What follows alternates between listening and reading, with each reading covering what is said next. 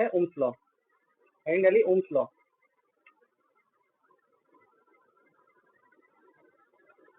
तो what is Ohm's law? 10th class में पढ़ा होगा आपने। तो देखो ओम्स लॉ के अकॉर्डिंग कंडक्टर है, suppose this is the conductor suppose, और इसके अक्रॉस मैंने एक बैटरी लगा दी, तो कनेक्ट कर दिया एक बैटरी से। इसका पोटेंशियल डिफरेंस कितना है V, तो इस कंडक्टर के अक्रॉस भी पोटेंशियल डिफरेंस कितना हो जाएगा, V हो जाएगा। अब सपोज अब जैसे ही मैंने इसमें बैटरी कनेक्ट की तो क्या हो जाएगा, करंट फ्लो होने लगेगा पॉजिटिव टर्मिनल से निगेटिव टर्मिनल के, पॉजिटिव टू निगेटिव एक करंट फ्लो होने लगेगा, इलेक्ट्रिक करंट।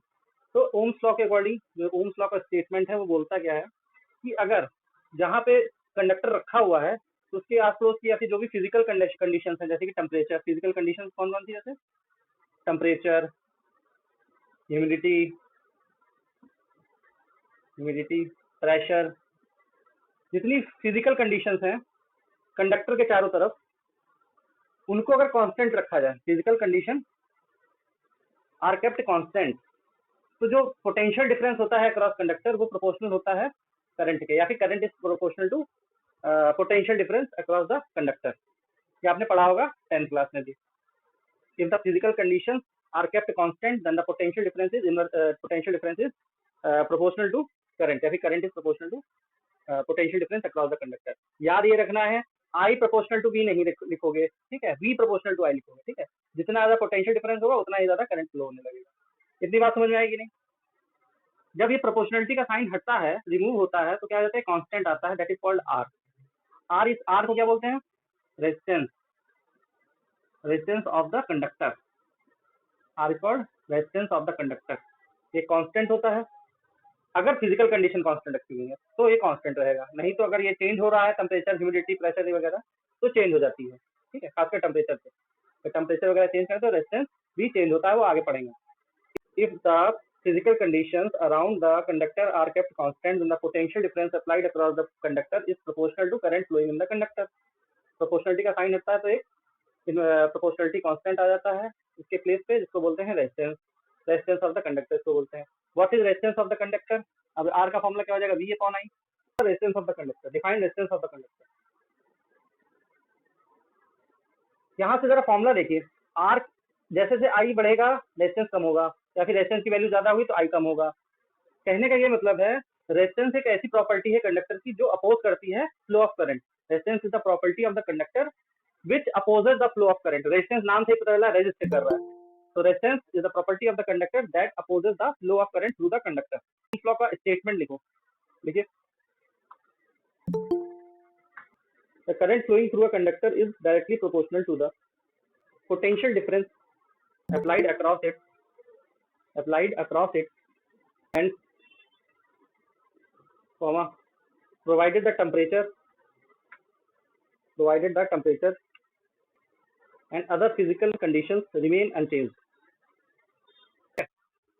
अच्छा, अगर मैं ग्राफ बनाऊं ओम्स लॉ का तो क्या होगा, V और I, अगर मैं V और I का ग्राफ बनाऊं तो कैसा बनेगा बताइए? Proportionality V is proportional to I, तो ग्राफ कैसा बनेगा बताइए?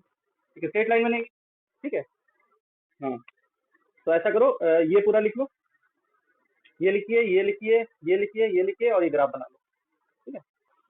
अब रेजिस्टेंस की डिफिनीशन लिख लो छोटी सी, यहाँ पे नेक्स्ट पॉइंट बना के लिखना इसके आगे। Resistance is the property of a conductor, is the property of the conductor by virtue of which it opposes the flow of charges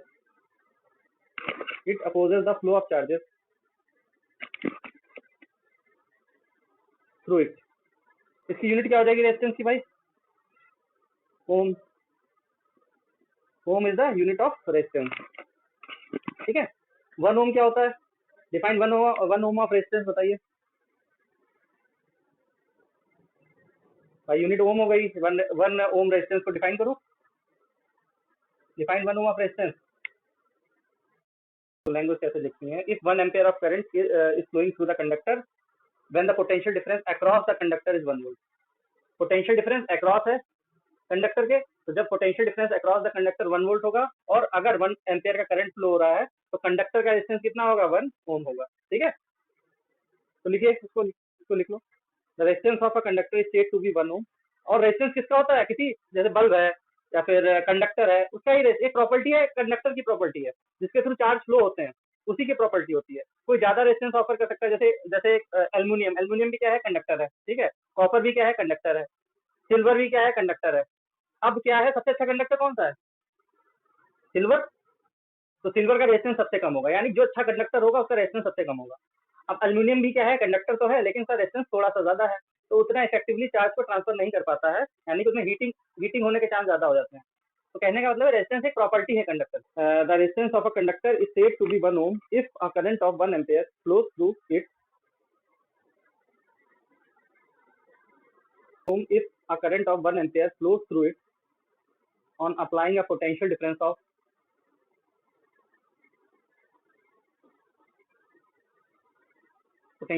of 1 volt across it। Fix resistance है, तो fix resistance को कैसे represent करते हैं? Simple सा ये वाला sign है। अच्छा, वेरिएबल रेजिस्टेंस है तो कैसे रिप्रेजेंट करोगे? ऐसे रेजिस्टेंस का साइन बनाना और एक ऐसे एरो बना देना, ठीक है। एक रेजिस्टेंस का ऐसे साइन बनाना और एक एरो, ये क्या हो गया? वेरिएबल रेजिस्टेंस, यानी कि ये रेजिस्टेंस चेंज हो सकता है, कम ज्यादा कर सकते हैं। इसी को रियोस्टेट भी बोलते हैं, रियोस्टेट भी बोलते हैं इसको, ठीक है। अब हेडिंग डालिए, ये पहले बना लो, फिर हेडिंग डालना, फैक्टर्स इफेक्टिंग रेजिस्टेंस। कौन कौन से फैक्टर रेजिस्टेंस को इफेक्ट करते हैं? तो कौन कौन से फैक्टर्स जो हैं वो रेजिस्टेंस को इफेक्ट करते हैं? सबसे पहला फैक्टर होता है लेंथ। तो लेंथ इफेक्ट करता है, कोई कंडक्टर की लेंथ कितनी है तो उसके बेसिस पे भी रेजिस्टेंस चेंज हो जाता है, ठीक है। तो लेंथ कैसे कैसे क्या कहते हैं रेजिस्टेंस को इफेक्ट करती है, बताओ। अगर मैं लेंथ बढ़ा दूंगा, अरे हाँ, अगर लेंथ को मैं बढ़ा दूँ कंडक्टर की तो रेजिस्टेंस बढ़ता है कि घटता है? या फिर कम कर दूं लेंथ की तो बढ़ता है कि घटता है? तो जो रेजिस्टेंस होता है वो directly proportional to length of the conductor होता है, ठीक है। अगर जितनी कंडक्टर की लेंथ मैं बढ़ा दूंगा, ठीक है, उतना ही ज्यादा रेजिस्टेंस बढ़ जाए और उसी प्रोपोर्शन में बढ़ जाएगा, ठीक है। पहला पॉइंट ये हो गया। दूसरा पॉइंट होता है area of cross section. Area of cross section, तो बताओ भैया एरिया ऑफ क्रॉस सेक्शन पे कैसे डिपेंड करता है? पहले एरिया ऑफ क्रॉस सेक्शन होता है। एरिया ऑफ क्रॉस सेक्शन से क्या समझते हो? कितना मोटा है तार? ये देखिए, ये जो पोर्शन होता है ये तो सरफेस एरिया हो गई, ये जो पोर्शन है कंडक्टर का ये तो सरफेस एरिया हो गया। ये जो पोर्शन होता है, ठीक है, कितना मोटा है तार, वो उसका क्रॉस सेक्शन एरिया होता है, ठीक है। तो एरिया ऑफ क्रॉस सेक्शन पे कैसे डिपेंड करता है भाई, देखते हैं। तो resistance is inversely proportional to area of cross section. जितना मोटा तार होगा उतना ही कम रेजिस्टेंस हो जाएगा, ठीक है। अगर जैसे मैं एल्यूमिनियम का एक पतला तार लेता हूँ, एल्यूमिनियम का एक मोटा तार लेता हूँ, ठीक है, तो पतले वाले का ज्यादा रेजिस्टेंस होगा और मोटे वाले तार का क्या होगा? कम रेजिस्टेंस, ठीक है। ये फर्स्ट इक्वेशन मान लेते हैं, सेकंड इक्वेशन मान लेते हैं, इसको बाद में यूज करेंगे। तीसरा फैक्टर क्या है रेजिस्टेंस को अफेक्ट करने वाला? Nature of the material. Nature of the material, तो नेचर ऑफ द मटेरियल पे कैसे डिपेंड करता है ये मैं बता चुका हूँ, हालांकि अभी थोड़ी देर पहले। नेचर ऑफ द मटेरियल पे क्या फर्क पड़ता है रेजिस्टेंस का, कैसे अफेक्ट करता है? तो भैया एक सिल्वर ले लिया तुमने तार, एक सिल्वर का वायर ले लिया और एक ले लिया एल्यूमिनियम का, दोनों है तो कंडक्टर, लेकिन क्या है नेचर अलग अलग है भैया। एक सिल्वर है, एक एल्यूमिनियम, तो नेचर अलग हुआ कि नहीं? मॉलिक्यूल या फिर एटम्स अलग अलग हुए कि नहीं? भले ही कंडक्टर हो तो क्या हुआ? तो इसका जो सिल्वर का है इसका लो रेजिस्टेंस होता है, और एल्यूमिनियम का क्या होता है? थोड़ा इससे ज्यादा होता है, रेजिस्टेंस थोड़ा ज्यादा होता है। एल्यूमिनियम अच्छा कंडक्टर थोड़ी ना एज कम्पेयर टू सिल्वर। तो कहने का मतलब है कि सिलेक्शन ऑफ द मटेरियल या फिर नेचर ऑफ द मटेरियल पे भी रेजिस्टेंस की वैल्यू डिपेंड करती है। जितना हम अच्छा कंडक्टर यूज करेंगे उतना ही कम रेजिस्टेंस होगा, उतना ही खराब कंडक्टर यूज करेंगे उतना ही ज्यादा रेजिस्टेंस हो जाएगा। क्लियर है बात? फोर्थ पॉइंट क्या हो सकता है भाई, बताइए।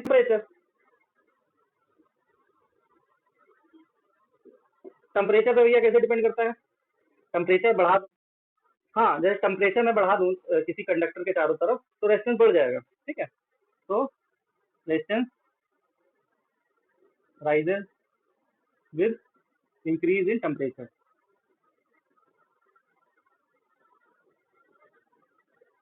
तो इसको नोट डाउन कर लो, 4 पॉइंट्स को। अब हम चलते हैं नए टॉपिक की तरफ जिसका नाम है रेसिस्टिविटी या फिर स्पेसिफिक रेजिस्टेंस। तो मैं 2 पॉइंट्स को रब नहीं कर रहा हूँ, बाकी सबको मैंने रब कर दिया है। तो रेसिस्टिविटी को कैसे डिफाइन करेंगे?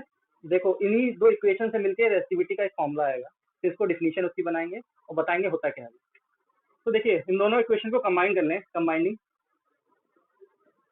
Equation first and second. तो R is proportional to L by A हो जाएगा, L अपॉन ए हो जाएगा कि नहीं हो जाएगा? अगर प्रोपोर्शनलिटी का साइन जब हटता है तो एक कांस्टेंट आ जाता है जिसको बोलते हैं रो। तो रिप्रेजेंट किससे करते हैं? रो। तो रो L अपॉन ए। यहाँ जो रो है इसी को बोलते हैं, ये जो रो है इसी को बोला जाता है, तो बोलते हैं स्पेसिफिक रेजिस्टेंस। स्पेसिफिक रेजिस्टेंस और रेजिस्टिविटी भी बोला जाता है। रेजिस्टिविटी, रेजिस्टिविटी का फॉर्मूला क्या है? रो समझ रहे हो ना, रो का साइन है ये। तो रो इक्वल टू क्या हो जाएगा? R A upon L. इसकी यूनिट क्या हो जाएगी? ओम मीटर। ओम मीटर कैसे आई है बताओ? रेजिस्टेंस की ओम, एरिया की metre square, cross section area की, और अपॉन में मीटर है, तो बचेगा क्या? ओम मीटर ही तो बचेगा। ठीक है, ये एसआई यूनिट है, ये एसआई यूनिट। अब मुझे बताओ क्या कहते हैं स्पेसिफिक रेजिस्टेंस क्या होता है? What is specific resistance? और रेजिस्टिविटी को डिफाइन करो, रेजिस्टिविटी को डिफाइन करिए, बताइए। यहाँ तक तो हमने न्यूमेरिकली तो समझ लिया है, मैथमेटिकली तो समझ लिया है कि रेजिस्टिविटी क्या होता है, उसकी डिफिनीशन कैसे बनाओगे ये बताइए। तो अगर मैं एरिया की वैल्यू इस वाले फॉर्मूले में, वाला फॉर्मूला लिख देता हूँ यहाँ पे, rho equal to R A upon L. अगर एरिया क्या हो? 1 यूनिट हो। और ये 1 यूनिट क्यों लिखा? भाई 1 सेंटीमीटर भी, 1 सेंटीमीटर स्क्वायर भी हो सकती है, 1 mm स्क्वायर भी हो सकती है, 1 मीटर स्क्वायर भी हो सकती है, 1 यूनिट है। और लेंथ भी क्या है? 1 यूनिट है। तो रो इक्वल टू क्या हो जाएगा भाई? आर के बराबर हो जाएगा कि नहीं? So basically resistivity is numerically equal to the resistance when area and length is equal to unit, 1 unit या फिर unity। क्लियर है? उसमें लिखिए the resistivity of a material, resistivity of a material may be defined as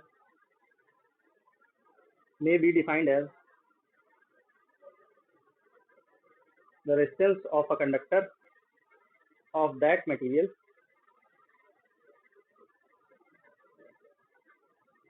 having unit length and unit area of cross section।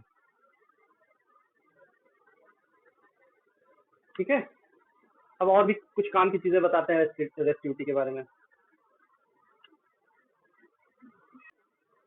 अगर मैं, कोई conductor है, suppose कोई वायर है या कंडक्टर है कोई, इसकी मैं लेंथ इंक्रीज या डिक्रीज कर दूं और area of cross section change कर दूं। ठीक है, कोई वायर है, उसकी लेंथ मैं इंक्रीज या डिक्रीज कर दूं, एरिया इंक्रीज या डिक्रीज कर दूं, तो इसकी, इस वायर की रेजिस्टेंस और रेसिस्टिविटी पे क्या फर्क पड़ेगा? घटने बढ़ने की बात नहीं कर रहा हूँ मैं, ये बताओ रेजिस्टेंस घटेगा बढ़ेगा या रेसिस्टिविटी घटेगी बढ़ेगी, क्या इफेक्ट क्या होगा? या फिर चेंज होगा रेजिस्टेंस या रेसिस्टिविटी कि नहीं? या फिर दोनों चेंज होंगे कि एक चेंज होगा या फिर कोई भी नहीं चेंज होगा? अगर मैं लेंथ या एरिया, क्रॉस सेक्शन एरिया को चेंज करता हूँ कंडक्टर की, तो रेजिस्टेंस और रेसिस्टिविटी पे क्या इफेक्ट आएगा उसका, ये बताइए। अभी टेम्परेचर मैंने कांस्टेंट रखा है, ये भी बात याद रखनी है, टेम्परेचर कांस्टेंट रखा है, तो टेम्परेचर का इफेक्ट पड़ता है रेसिस्टिविटी पे भी और रेजिस्टेंस पे भी। बताओ, अगर मैं लेंथ या फिर क्रॉस सेक्शन एरिया चेंज करता हूँ तो रेजिस्टेंस से फर्क पड़ेगा कि नहीं पड़ेगा? बताइए, चेंज होगा? कि हम पढ़ चुके हैं कि चेंज होता है भाई, लेकिन अभी टेम्परेचर में कांस्टेंट रखा है, ये बात याद रखनी है, टेम्परेचर कांस्टेंट है, ये भी बात बड़ी इंपॉर्टेंट है, टेम्परेचर भी कांस्टेंट ही रखा गया है, रख के बात कर रहे हैं। तो अगर लेंथ और एरिया को मैं चेंज कर दूं तो रेजिस्टेंस पे फर्क पड़ेगा? बिल्कुल पड़ेगा भाई, हमने पढ़ा ही है अभी, फैक्टर्स अफेक्टिंग रेजिस्टेंस। लेंथ और एरिया घटाने बढ़ाने से रेजिस्टेंस चेंज हो जाता है। ठीक है, क्या रेसिस्टिविटी चेंज होगी? क्यों भाई, रेसिस्टिविटी चेंज होगी? नहीं चेंज होगी, भले ही हम लेंथ या फिर एरिया, क्रॉस सेक्शन एरिया कितना घटा बढ़ा दें, अगर एल्यूमिनियम का वायर है तो एल्यूमिनियम की रेसिस्टिविटी एक कांस्टेंट टेम्परेचर पे कांस्टेंट ही रहेगी, भले उसका रेजिस्टेंस चेंज हो जाए। ऐसे समझो चीजों को, ऐसे समझो, ये बात बहुत ही इंपॉर्टेंट बात है, ये न्यूमेरिकल हम करेंगे उसमें यूज हो सकती है ये बात। एक पतला वायर लिया मैंने, एक एल्यूमिनियम का एक पतला वायर लिया, एक मोटा वायर ले लिया, तो इसका रेजिस्टेंस कम होगा, लो रेजिस्टेंस होगा, और इसका क्या होगा? हाई रेजिस्टेंस होगा। लेकिन दोनों की रेसिस्टिविटी क्या होगी, सेम ही होगी, टेम्परेचर कांस्टेंट है, भी बात, इन दोनों वायर का टेम्परेचर भी कांस्टेंट है। समझ में आई बात की नहीं? यानी कि रेसिस्टिविटी क्या है, मटेरियल प्रॉपर्टी है। रेसिस्टिविटी क्या है, मटेरियल प्रॉपर्टी है। Resistivity is the material property while the resistance is a dimensional property, dimension पे डिपेंड करती है रेसिस्टिविटी किसी भी मटेरियल की। एल्यूमिनियम है, चाहे कितना पतला मोटा कुछ भी वायर ले लो, अगर कांस्टेंट टेम्परेचर पे है तो रेसिस्टिविटी क्या रहेगी, उनकी सेम ही रहेगी, रेजिस्टेंस चेंज हो जाएगा। ठीक है, अगर सिल्वर का जो वायर होगा, पतला मोटा कैसा भी हो, उसकी रेसिस्टिविटी वही रहेगी, चेंज क्या हो जाएगा, रेजिस्टेंस चेंज हो सकता है। ये बात क्लियर हुई कि नहीं? Resistivity depends on the nature of the material, resistivity depends on the nature of the material, point बना के लिखो, of the conductor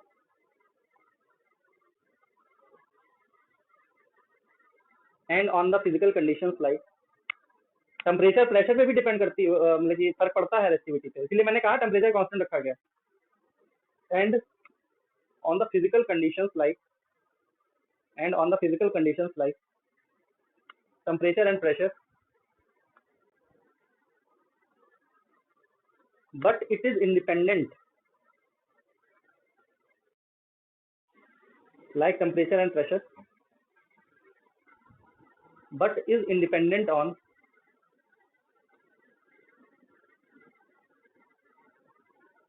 independent of लिखो, independent of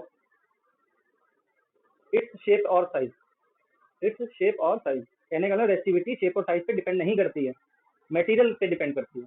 मटेरियल अगर सेम है तो रेसिस्टिविटी भी सेम रहेगी, भले कैसी भी शेप और साइज का हो। अच्छा, अब हेडिंग डालिए conductance, next heading is conductance.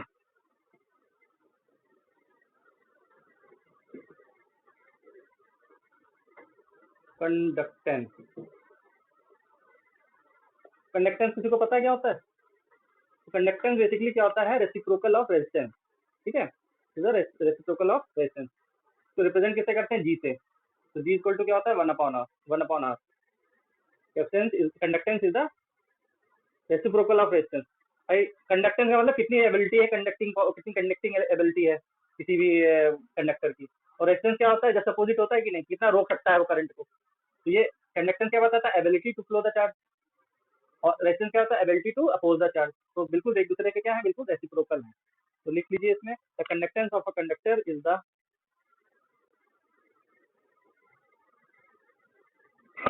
Conductance of a conductor is the ease मतलब आसानी, ease with which electric charges flow through it,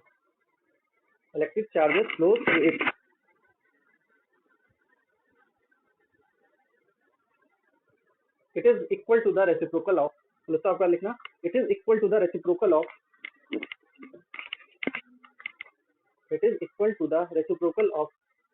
its resistance,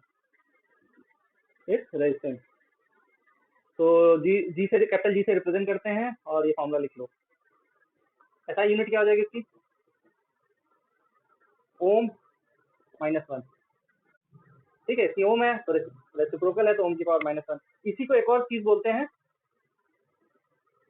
मोह भी बोलते हैं, मोह भी बोलते हैं, और सीमेंस भी बोलते हैं।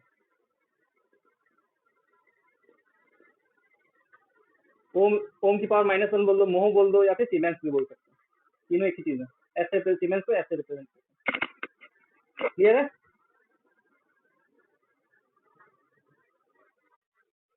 फिर नेक्स्ट हेडिंग डालिएगा conductivity. Conductivity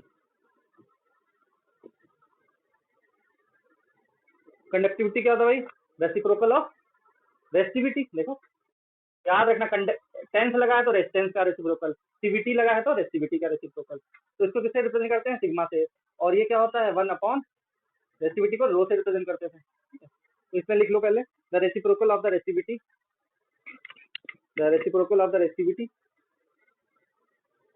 of a material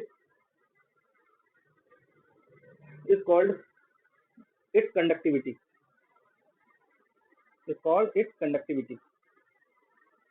इसकी यूनिट क्या हो जाएगी भाई, इसकी यूनिट बताइए, इसकी क्या होती है भाई, इसकी यूनिट बताओ क्या होती है, वो -1 मीटर -1 हो जाएगी, ओम मीटर इसकी होती तो ओम -1 मीटर -1। अभी ओम -1 किसकी आई थी, मोह की, कि मोह मीटर -1 नहीं बोल सकते हैं, और मोह को क्या बोलते हैं, सीमेंस भी बोल सकते हैं, सीमेंस सीमेंस मीटर -1 भी होती है, तीनों एक ही चीज है। ये बोल लो चाहे ये बोल लो चाहे ये बोल लो, तीनों एक ही चीज है, ठीक है।